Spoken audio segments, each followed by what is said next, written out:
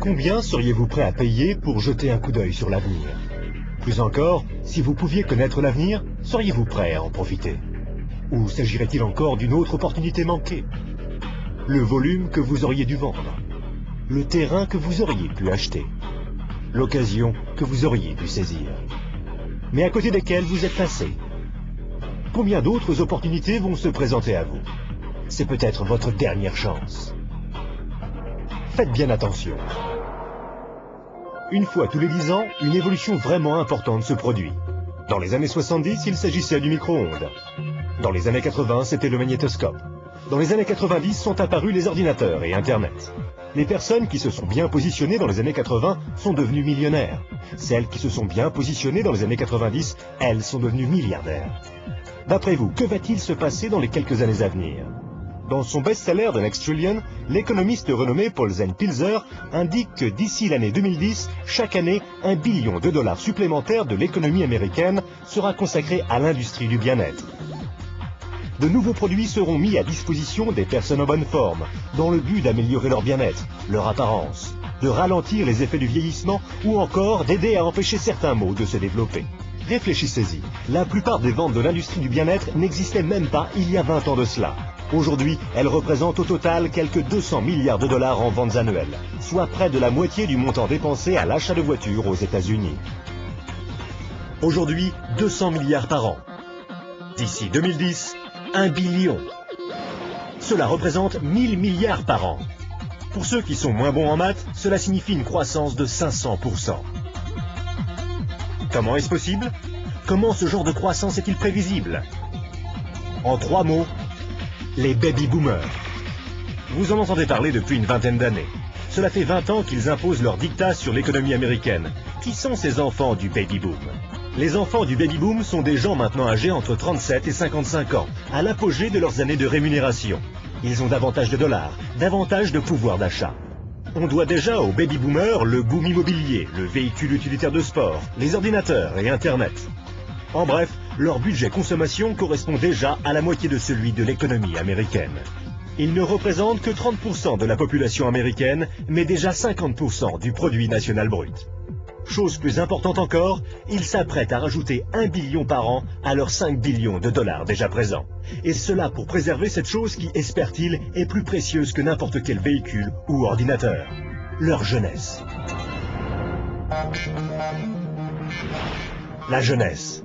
Le recul du vieillissement, la forme physique, le bien-être. Voici donc cette nouvelle évolution de premier ordre.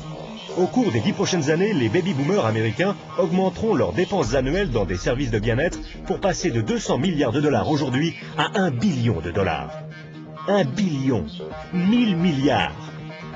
Cela représente 2,7 milliards de dollars par jour, 114 millions de dollars par heure, 1,9 million de dollars par minute. Voilà une opportunité sans précédent pour ceux qui sauront la remarquer, pour ceux qui sauront la saisir. Mais comment faire? 4 options se présentent à vous, soit en tant que praticien, soit en tant que fabricant, soit en tant que détaillant, soit en tant que distributeur indépendant. Les praticiens, c'est-à-dire les médecins, kinésithérapeutes, chiropracteurs et naturopathes, s'apprêtent à faire fortune au cours des années à venir. Si tant est qu'ils puissent rembourser leurs emprunts universitaires, garder le dessus vis-à-vis des compagnies d'assurance et continuer d'échanger du temps contre de l'argent. La fabrication constitue un excellent secteur d'activité. Si vous avez des millions à investir dans les infrastructures, les brevets, la recherche, la logistique. La vente au détail?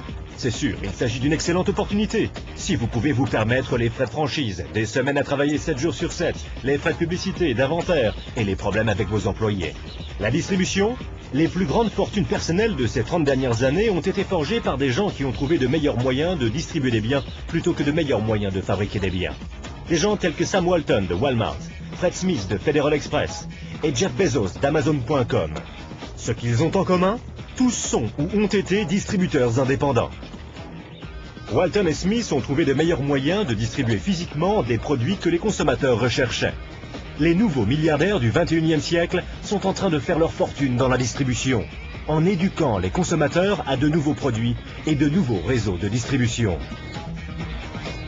On a appelé ça le travail à la vitesse de la pensée. De meilleurs produits, une distribution plus efficace, une plus grande opportunité. Pourquoi? Parce que rien ne peut arrêter 78 millions de baby-boomers disposant de 1000 milliards de dollars de liquidités. Ils veulent faire du roller, ils veulent des voitures de sport. Ils ne veulent pas vieillir. Et ils sont prêts à dépenser pratiquement n'importe quoi pour rester jeunes, en bonne forme et débordants de vitalité. Au cours des 10 prochaines années, les baby-boomers américains augmenteront leurs dépenses annuelles pour des services de bien-être qui passeront de 200 milliards de dollars aujourd'hui à 1 billion de dollars chaque année. Serez-vous prêts? La personne qui vous a remis cette vidéo peut vous présenter un modèle commercial de distribution de bien-être qui est un véritable succès et a fait ses preuves. Cette activité, vous pouvez la commencer à temps choisi depuis votre domicile. Sans de gros investissements en capital, sans employés et sans les soucis traditionnels que connaissent tous les chefs d'entreprise. Une activité qui, dans vos temps libres, pourrait représenter des revenus plus ou moins importants. De plus, puisque vous exercez cette activité depuis votre domicile, vous pouvez éventuellement bénéficier davantage en termes de taxes.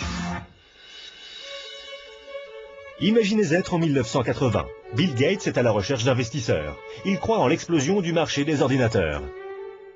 Qu'allez-vous faire cette fois-ci? N'oubliez pas que Sam Walton avait 44 ans quand il a tout juste démarré Walmart. À l'âge de 61 ans, il était l'homme le plus riche au monde. Quelle est votre excuse à vous? Car une chose est sûre, si vous regardez cette vidéo et y avez accordé ne serait-ce qu'un minimum d'attention, vous ne pouvez pas dire que vous n'étiez pas au courant. Quand vos enfants et petits-enfants vous poseront des questions sur la grande prospérité du début des années 2000, que leur direz-vous? Leur expliquerez-vous comment vous vous êtes positionné et avez profité de l'opportunité qui s'offrait à vous? Ou bien essaierez-vous de justifier le fait que vous l'avez manqué? Les statistiques sont des faits tangibles. Les tendances sont des faits tangibles. Le moment choisi est tangible. Combien d'autres opportunités attendrez-vous avant d'agir? Quoi que vous fassiez, ne manquez pas celle-ci.